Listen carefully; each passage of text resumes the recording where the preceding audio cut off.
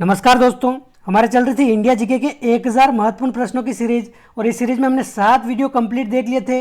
सभी वीडियो में हम 25-25 महत्वपूर्ण प्रश्न देख रहे हैं।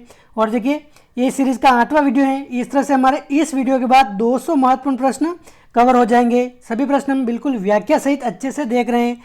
और देखिए, उम्मीद है आपको वीडियो सभी पसंद आ रहे होंगे। और पिछले वीडियो पे अगर आपने नहीं देखे हैं तो सभी वीडियो आप देख लीजिए, उन सभी की प्लेलिस्ट बनी हुई है और प्लेलिस्ट की लिंक दे रखी है अपने डिस्क्रिप्शन में। तो देखिए, इस वीडियो का पहला प्रश्न हम देखते हैं, जियो और जीने दो, ये किसका उपदेश है? महावीर स्वामी, गौतम बुद्ध, विनोबा भावे या फिर महात्मा गांधी? क्या हो जाएगा इसका आंसर? जियो और जीने दो, ये अपने महावीर स्वामी का उपदेश है। ऑप्शन फर्स्ट हो जाएगा अपने एकदम करेक्ट आंसर। देखिए, महावीर स्वामी जैनियों के 24वें तीर्थंकर हैं, 24वें तीर्थंकर। तो आप ध्यान रखें, जियो और जीने दो, ये नारा किसने दिया है? महावीर स्वामी ने दिया था।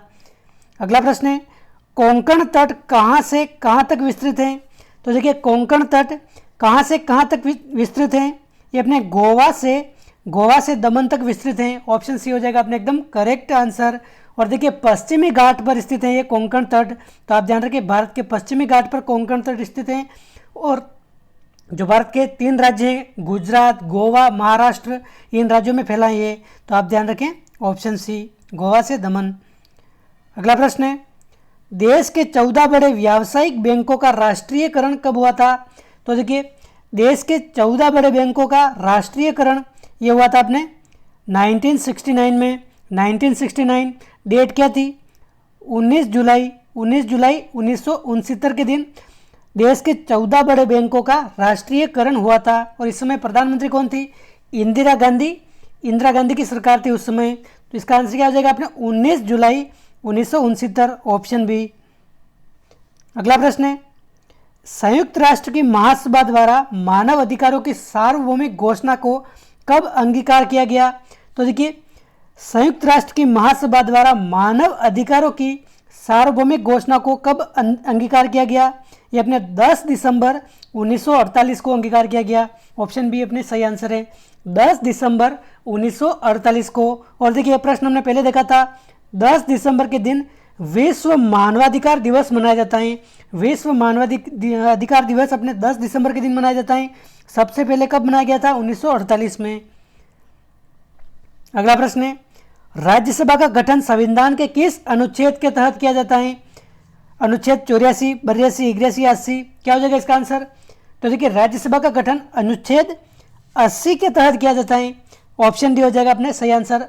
अनुच्छेद 80 के तहत राज्यसभा का गठन किया गया है। और अधिकतम तो 250 हो सकती हैं, लेकिन वर्तमान में अगर बात करें, वर्तमान में कितनी है? 245। तो आप ध्यान रखें, वर्तमान का अगर पूछ ले तो 245 है और इसका वर्णन अनुच्छेद 80 में है। तो आप ध्यान रखें, राज्यसभा। अगला प्रश्न है, गायत्री मंत्र जो देवी सावित्री को संबोधित है का उल्लेख किस पुस्तक में मिलता है या फिर किस वेद में मिलता है? ये अपने ऋग्वेद में मिलता है। गायत्री मंत्र का उल्लेख ऋग्वेद, काफी महत्वपूर्ण प्रश्न है, बार बार पूछा जाता है, ऋग्वेद के 3रे मंडल में। ऑप्शन फर्स्ट हो जाएगा अपने सही आंसर। अगला प्रश्न है, कायदे आजम किसे कहा जाता है? तो देखिए, कायदे आजम किसकी उपाधि है? क्या हो जाएगा इसका आंसर? देखिए, आप वीडियो आराम से पॉज करके सभी ऑप्शन पढ़ के ढंग से आंसर दे सकते हैं, उत्तर का पता कर सकते हैं। आपका समय ज़्यादा खराब नहीं हो, इसलिए मैं सीधे आंसर बता रहा हूँ। तो देखिए, कायदे आजम अपने मोहम्मद अली जिन्ना की उपाधि है। मोहम्मद अली जिन्ना को कायदे आजम कहा जाता है। कायदे आजम मतलब महान नेता। ये किसने कहा था कायदे आजम मोहम्मद अली जिन्ना को? ये अपने महात्मा गांधी ने कहा था कायदे आजम। तो आप ध्यान रखें, भारत में महात्मा गांधी को राष्ट्रपिता के रूप में जाना जाता है और पाकिस्तान में कायदे आजम, ये अपने मोहम्मद अली जिन्ना को जाना जाता है। आप ध्यान रखें ये। अगला प्रश्न है, निम्नलिखित में से सेबी किससे संबंधित है? बैंकिंग, शेयर बाजार, बीमा या फिर बैंकिंग व बीमा दोनों? तो देखिए, सेबी ये अपने शेयर बाजार से संबंधित है। सेबी का पूरा नाम अगर हिंदी में पूछ ले कौन सा है? भारतीय प्रतिपूर्ति व विनिमय बोर्ड। इसकी स्थापना 1988 में की गई है। तो आप ध्यान रखें, शेयर बाजार से संबंधित है अपने सेबी। अगला प्रश्न है, स्वतंत्र भारत के प्रथम गवर्नर जनरल कौन थे? तो देखिए, स्वतंत्र भारत के अगर प्रथम गवर्नर जनरल पूछा जाए तो लॉर्ड माउंटबेटन थे। ऑप्शन बी, लॉर्ड माउंटबेटन अपने स्वतंत्र भारत के प्रथम गवर्नर जनरल थे। और देखिए, स्वतंत्र भारत के अंतिम गवर्नर जनरल पूछा जाए या फिर स्वतंत्र भारत के प्रथम भारतीय गवर्नर जनरल कौन थे? तो ये अपने सी राज गोपालाचारी, सी राज गोपालाचारी ये थे। तो आप ध्यान रखिए प्रथम कौन हो जाएगा अपने लॉर्ड माउंटबेटन। अगला प्रश्न है अपने विमल शाही के मंदिर का निर्माण किस महान शिल्पकार के निर्देशन में कराया गया। तो देखिए विमल शाही के मंदिर का निर्माण अपने शिल्पी कीर्तिधर के निर्देशन में कराया गया। ऑप्शन बी हो जाएगा अपने सही आंसर। देखिए विमल शाही मंदिर एक जैन मंदिर है जो प्रथम तीर्थंकर आदिनाथ को समर्पित हैं, जो अपने शिल्पी कीर्तिधर के निर्देशन में इसका निर्माण करवाया गया है। अगला प्रश्न है वर्तमान में राज्यसभा की कुल सदस्य संख्या कितनी है। हमने अभी देखा है अधिकतम सदस्य संख्या कितनी हो सकती है राज्यसभा की 250 और वर्तमान में कितनी है 245। तो इसका आंसर क्या हो जाएगा ऑप्शन बी 245। अगला प्रश्न है कितने दिनों तक अनुपस्थित रहने पर लोकसभा के किसी सदस्य की सदस्यता रद्द की जा सकती है। 45 दिन, 50, 60 या फिर एक बार निर्वाचित होने पर 5 साल तक सदस्यता रद्द नहीं की जा सकती है।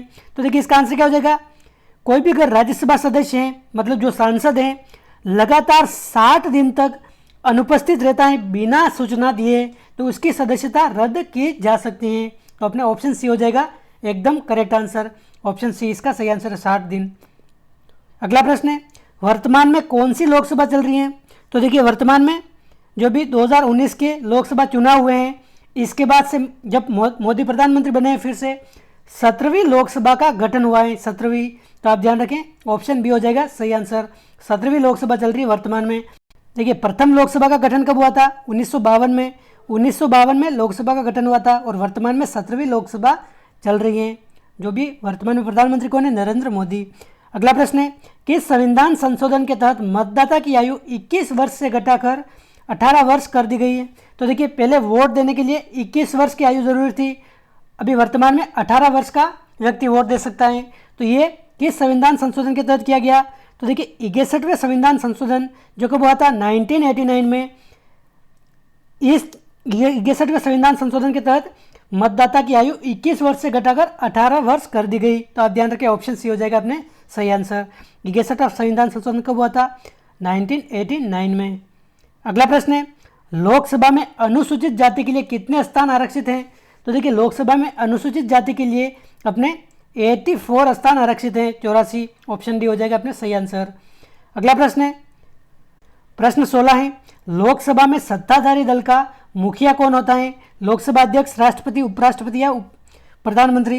देखिए क्या हो जाएगा इसका आंसर लोकसभा में सत्ताधारी दल अभी वर्तमान में कौन है बीजेपी। बीजेपी का वर्तमान में मुखिया कौन है नरेंद्र मोदी। तो अपने ऑप्शन सी हो जाएगा प्रधानमंत्री होता है लोकसभा में सत्ताधारी दल का मुखिया प्रधानमंत्री होता है। आप ध्यान रखिए। प्रश्न 17 है गांधी जी के प्रिय भजन वैष्णव जन तो तेने कहिए के लेखक कौन है। तो देखिए गांधी जी के प्रिय भजन वैष्णव जन तो तेने कहिए जो पीर पराई जाने रे, ये इसका लेखक कौन है। ये लेखक है अपने नरसिंह मेहता। गुजरात के भक्त कवि थे नरसिंह मेहता। तो ऑप्शन डी हो जाएगा अपने सही आंसर। गांधी जी का प्रिय भजन कौन सा है वैष्णव जन तो तेने कहिए जो पीर पराई जाने रे, ऐसा है। तो ऑप्शन डी नरसिंह मेहता। अगला प्रश्न है भारत में पार्टी विहीन प्रजातंत्र की संकल्पना की वकालत किसने की थी।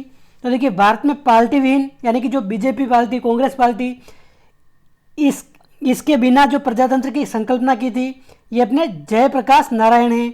ऑप्शन ए हो जाएगा अपने सही आंसर जयप्रकाश नारायण। इन्होंने दल विहीन प्रजातंत्र की संकल्पना की वकालत की थी। Option first. अगला प्रश्न है यूनेस्को द्वारा प्रतिवर्ष 21 फरवरी को कौन सा दिवस मनाया जाता है। तो देखिए प्रतिवर्ष 21 फरवरी को यूनेस्को द्वारा कौन सा दिवस मनाया जाता है अंतर्राष्ट्रीय मातृभाषा दिवस मनाया जाता है। अंतर्राष्ट्रीय मातृभाषा दिवस यूनेस्को द्वारा 21 फरवरी के दिन मनाया जाता है प्रतिवर्ष। अगला प्रश्न है किसकी मदद से चंद्रगुप्त मौर्य ने भारत में प्रथम महान राज्य की स्थापना की थी। तो देखिए चंद्रगुप्त मौर्य ने कौटिल्य की मदद से भारत में प्रथम महान राज्य की स्थापना की थी। कौटिल्य, इसको क्या कहा जाता है विष्णुगुप्त भी कहा जाता है। तो ऑप्शन डी हो जाएगा इसका सही आंसर। अगला प्रश्न है सर थॉमस रो ने किसके दरबार का भ्रमण किया था जहांगीर, अकबर, शाहजहां या औरंगजेब। तो देखिए सर थॉमस रो ने जहांगीर के दरबार का भ्रमण किया था। इसने जहांगीर से 1616 में भेंट की थी। तो आप ध्यान रखें जहांगीर के दरबार का भ्रमण किया था अपने सर थॉमस रो ने। अगला प्रश्न है भारत की जनसंख्या बहुप्रजातीय है, यहाँ की सबसे प्राचीन जनजाति किसे माना जाता है। तो देखिए भारत की जनसंख्या बहुप्रजातीय है। यहाँ की सबसे प्राचीन जनजाति निग्रेटो, ऑप्शन फर्स्ट हो जाएगा इसका सही आंसर। निग्रेटो को माना जाता है, ये मध्य अफ्रीका की जनजाति है निग्रेटो, तो आप ध्यान रखिए ऑप्शन फर्स्ट हो जाएगा अपने सही आंसर। अगला प्रश्न है सारे जहां से अच्छा हिंदुस्तान हमारा के रचनाकार कौन है? तो देखिए सारे जहां से अच्छा हिंदुस्तान हमारा के रचनाकार कौन हो जाएंगे अपने? इकबाल, ऑप्शन बी इसका सही आंसर है। इकबाल इसके रचनाकार हैं। अगला प्रश्न है आगरा के किले को छोड़कर किसी भी किले का परकोटा इतना बड़ा नहीं है जितना कि कोटा का गढ़ है। ये कोटा का गढ़ के लिए किसने बोला था ये कथन? तो देखिए ये अपने कर्नल जेम्स टोड ने कहा था, ऑप्शन फर्स्ट इसका सही आंसर है। क्या कहा था कि आगरा के किले को छोड़कर किसी भी किले का परकोटा इतना बड़ा नहीं है कि कोटा का गढ़ है। कर्नल जेम्स टोड ने कहा था, ऑप्शन फर्स्ट इसका सही आंसर है।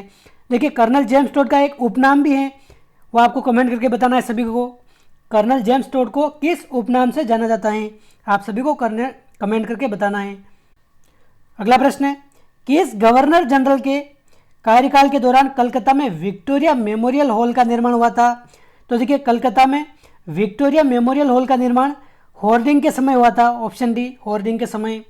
तो दोस्तों ये थे अपने इस वीडियो के 25 महत्वपूर्ण प्रश्न। उम्मीद है आपको वीडियो पसंद आया होगा। वीडियो अच्छा लगा है तो लाइक कीजिए, चैनल पर पहली बार आए तो सब्सक्राइब कीजिए। मिलते हैं अगले पार्ट में। जय हिंद, जय भारत।